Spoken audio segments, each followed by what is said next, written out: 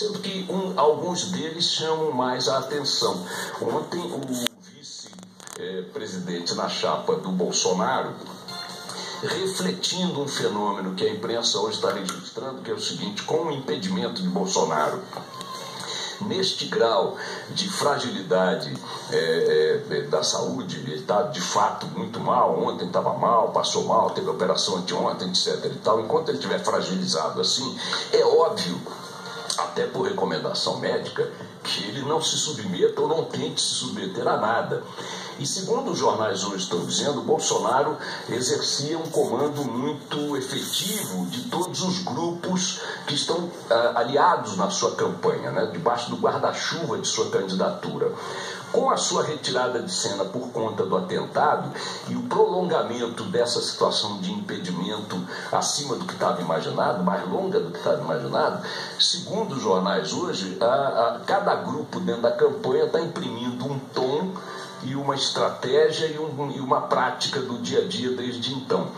O que fez ontem, segundo alguns avaliam, ou tem feito com que o general Mourão se exceda naquilo que outros grupos da própria campanha entendem que é uma ação que é, digamos, imprópria para um vice-presidente, porque não estaria decorrendo da orientação do Bolsonaro, que orientação nenhuma está passando a ninguém nestes dias. Mourão ontem deu declarações dizendo que, do seu ponto de vista, é possível reformar a Constituição sem constituintes, o que é uma aberração do ponto de vista histórico, do ponto de vista formal. Ele tentou sugerir que a Constituição de 1946, que foi uma Constituição democrática, teria resultado de propostas feitas por cidadãos, ou seja, uma democracia direta, conselhos. Ele está sugerindo que as mudanças constitucionais se deem também em função de propostas apresentadas por algum grupo de notáveis, por exemplo, né? E que esses notáveis não eleitos, portanto, não seriam constituintes, produziriam projetos que seriam submetidos a plebiscito, a referendo popular, de tal forma que você bypassa, você cria uma variável para o Congresso como força, como poder exclusivo para a elaboração das leis. Então você criaria uma forma de democracia direta, sugerida pelo general ontem nessa palestra, levantando uma bandeira que remete a temores, né, de intervenções exóticas no jogo político, no jogo democrático, etc. e tal. O general foi dizer que a Constituição de 46 já tinha sido feita assim, e foi desmentido por historiadores e por pesquisadores, dizendo que não. Constituições brasileiras, em 3 ocasiões, foram feitas assim, com propostas que não passaram pelos constituintes, mas elas não foram constituições de períodos democráticos. Estou lendo aqui, o registro é da Folha de São Paulo, foram as constituições de 1824, 1937 e, dispensa dizer, a de 1969, em plena ditadura militar. Mourão, então, embaralhou a história ao seu gosto para tentar fazer aí uma pregação que não necessariamente coincidiria com aquela que Bolsonaro quisesse colocar em discussão. Agora, notem, eu nem chego a ousar, nem posso ousar dizer que Bolsonaro discordaria, mas o problema objetivo é o seguinte: Bolsonaro não está falando, Bolsonaro não está se pronunciando. Ainda que ele concordasse, conviria a ele, num processo de campanha, com tantos temores aí no cenário, focados na figura dele, levantar uma bola como essa e levantá-la na boca de um general, que é o seu candidato a vice?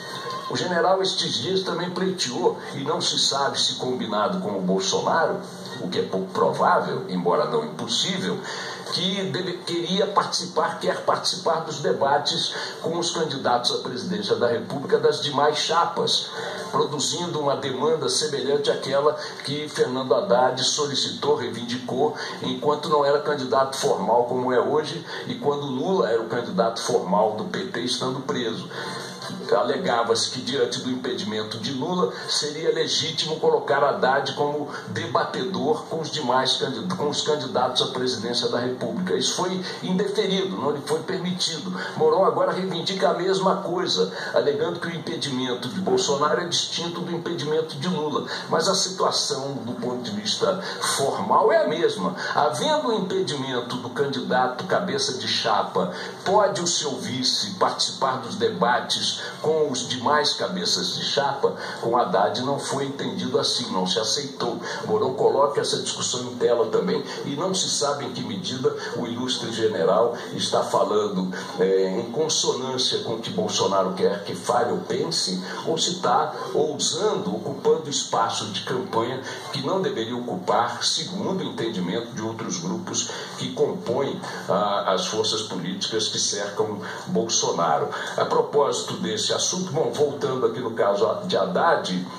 eu quero deixar bem claro de que eu não tenho nenhuma indicação apurada por mim no sentido de que Haddad cresce na pesquisa do Datafolha, mas essa é a percepção de muitas fontes ligadas ao mercado, repito, e explicaria a alta do dólar de ontem, tá? Então preparem-se para a hipótese de que os números do Datafolha mostrem este fenômeno aí do crescimento de Haddad já herdando os votos de Lula.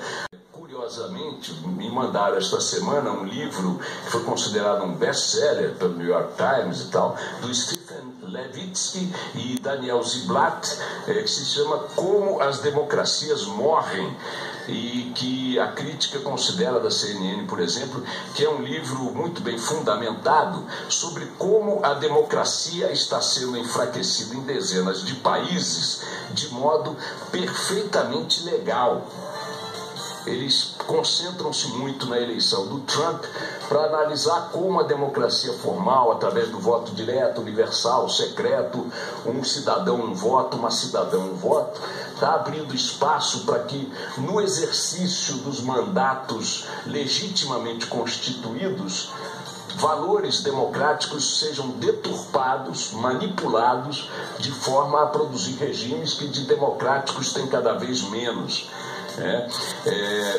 O Levitsky e o Ziblatt, como dizem aqui também outros analistas do livro, outros críticos do livro, mostram como democracias podem entrar em colapso em qualquer lugar e não apenas por meio de golpes violentos, mas de modo mais comum e insidioso através de um deslizamento gradual para o autoritarismo.